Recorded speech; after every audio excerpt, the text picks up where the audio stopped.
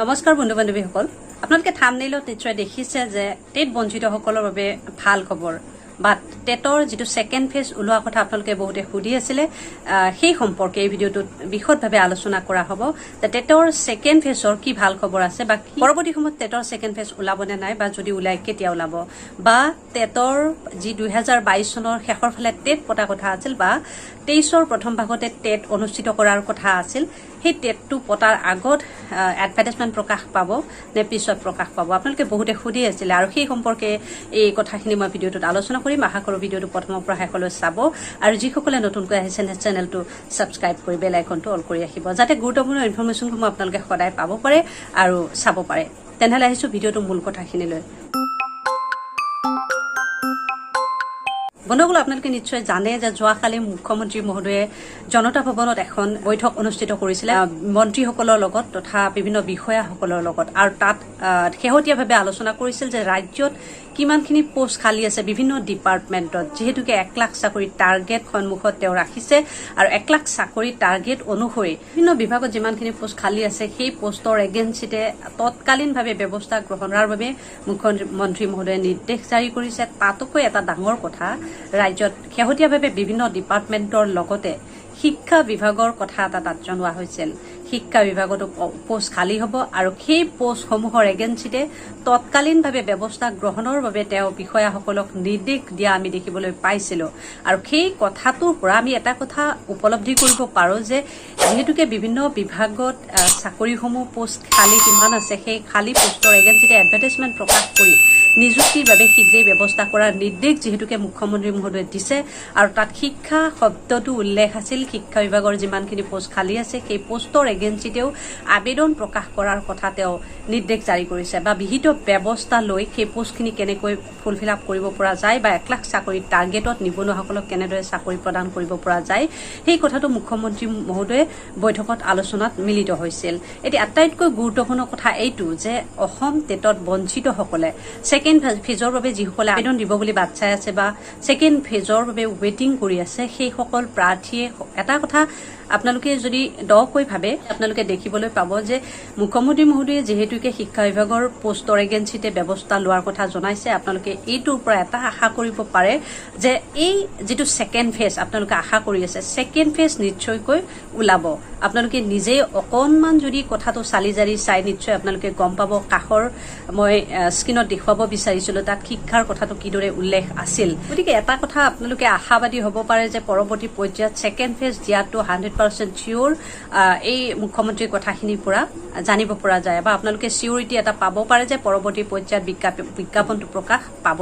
কিন্তু এতিয়া কথা হ'ল বিজ্ঞাপন কেতিয়া প্ৰকাশ পাব যেহেতুকে 2022 চনৰ শেষৰ ভাগত টেট পতা কথা কৈ আছিল আমাৰ চৰকাৰে বা প্ৰতি বছৰে টেট পতা কথা এটা কৈছিল আৰু যদি কিবা কাৰণত 22ত পাতিব নোৱাৰে 23ত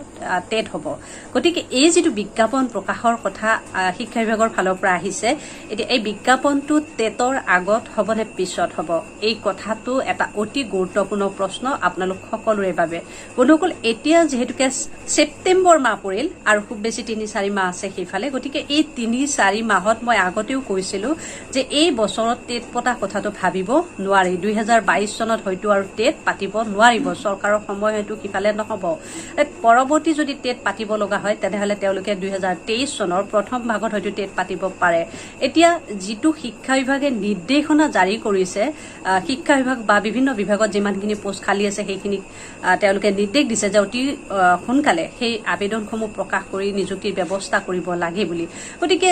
এই যেটো বৈঠকত তেওঁলোকে গোটেই কথাখিনি আলোচনা হৈছে আৰু 1 লাখ চাকৰিৰ যেহেতুকে টাৰ্গেট 1 বছৰৰ ভিতৰত গতিকে ইয়াৰ পৰা এটা কথা খুব ভালদৰে মই অনুধাৱন কৰিছো পৰৱৰ্তী টেট পতাৰ আগতে সেকেন্ড ফেজটো ওলোৱাৰ সম্ভাৱনা মই 90% দেখিছো কিয়নো টেটৰ আবেদন প্ৰকাশ পাবলৈ হলে যদি পৰৱৰ্তী পৰ্যায়ত তেওঁলোকে টেট পাতে আপোনালোকে এটা কথা গুৰুত্ব সহকাৰে ভাবি চাব যেহেতুকে আপোনালোকৰো এটা নিজা মগজু আছে যে পৰৱৰ্তী পৰ্যায়ত যেতিয়া তেওঁলোকে টেট পাতিব টেট পাতি টেট পতা বা টেটৰ ৰিজাল্ট দিয়া এই গোটেই সামূহিক প্ৰক্ৰিয়াটো শেষ হওঁতেও কিছু সময় লাগিব আৰু তেতিয়ালৈ অন্তত এই আবেদনটো প্ৰকাশ হোৱালৈ তেওঁলোকে বাট চাব নোৱাৰিব কিয়নো তেতিয়ালৈ বহু পলম হৈ যাব আৰু 2022 বৰ্ষত টেট পতাৰ সম্ভাৱনাটো মই খুব কম দেখিছো কিন্তু যদি কিবা কাৰণত পৰৱৰ্তী টেট পতাৰ পিছত নিযুক্তি দিবলৈ ৰৈ থাকে তেনেহলে বহুত দেৰি হৈ যাব। গতিকে ইয়াৰ পৰা আপোনালোকে এটা কথা অনুমান কৰিব পাৰে যে পৰৱৰ্তী যিটো টেট পাতিব, টেট পতাৰ আগতেই ছেকেণ্ড ফেজৰ বিজ্ঞাপন দিয়াটো মই 90% সম্ভাৱনা দেখিছো। আপোনালোকেও নিজৰ মগজুৰে কথাটো ভাবি চালেই কথাখিনি ওলাই পৰিব যে পৰৱৰ্তী টেট পতাৰ আগতেই নিশ্চয় ছেকেণ্ড ফেজ এটা দিয়াৰ পূৰ্ণ সম্ভাৱনা মই 90% আছে বুলি কৈছো। আৰু আপোনালোকেও সেইটো 90% আশা এটা ল'ব পাৰে। যিহেতুকে বহুতে সুধি আছিলে যে ছেকেণ্ড ফেজটো কেতিয়া ওলাব, পৰৱৰ্তী টেট পতাৰ পিছত নে আগত, সেইকাৰণে মই আপোনালোকৰ কথাখিনি জনালো। আৰু এই কথাখিনি সম্পূৰ্ণ মই মুখ্যমন্ত্ৰী মহোদয়ে জনোৱা সেই তথ্যভিত্তিকভাৱে কথাখিনি মই আপোনালোকক জনাইছো। গতিকে এই ক্ষেত্ৰত আপোনালোকে নিজাববীয়াকৈ ভাবি চিটি চালে নিজেই কথাখিনি বুজিব পাৰিব। কিন্তু শেষত আৰু এটা প্ৰশ্ন হয়তো আপোনালোকে ভাবিব পাৰে যে টেটৰ যদি ছেকেণ্ড ফেজ দিয়ে তেনেহলে কিমান মান পোষ্ট ওলাব পাৰে বা তাত কাট অফ কেনেকুৱা ধৰণৰ হ'ব পাৰে, এনেকুৱা ধৰণৰ প্ৰশ্ন আপোনালোকে পৰৱৰ্তী পৰ্যায়ত কমেণ্ট কৰিব মই জানিছো। সেইবাবে মই এই কথাখিনি আগতীয়াকৈ জনাব বিচাৰিছো। বন্ধুসকল, টেটৰ যিটো ছেকেণ্ড ফেজ ওলাব বা সেই ছেকেণ্ড ফেজত কিমানখিনি পোষ্ট ওলাব সেই কথাটো এতিয়াই কৈ দিব পৰাটো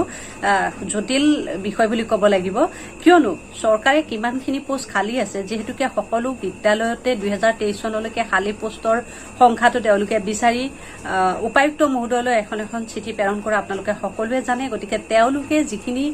তথ্য দিছে কিমানখিনি পোষ্ট খালী আছে প্ৰতিখন জিলাত, প্ৰতিখন ডিষ্ট্ৰিক্টত, গতিকে সেই পোষ্টৰ এগেইনষ্টে সেই আবেদনখন ওলাব। গতিকে সামগ্ৰিকভাৱে কিমান পোষ্ট খালী আছে সেই কথাটো আমি এতিয়াই কৈ দিব নোৱাৰো। পৰৱৰ্তী পৰ্যায়ত নিশ্চয় আপোনালোকে গম পাব কিমান পোষ্ট খালী আছে। আৰু পোষ্ট যদি কমকৈ ওলায় তেনেহলে কাট অফ মাৰ্কটো ডেফিনেটলি হাই হ'ব, সেই কথা সকলোৱে জানে। আৰু যদি পোষ্ট বেছিকৈ ওলায় তেনেহলে হয়তো কাট অফ কিছু কমিব আৰু কম নম্বৰ থকা প্ৰাৰ্থীসকলেও চাকৰি পাবলৈ এইবাৰ হয়তো সক্ষম হ'ব পাৰে।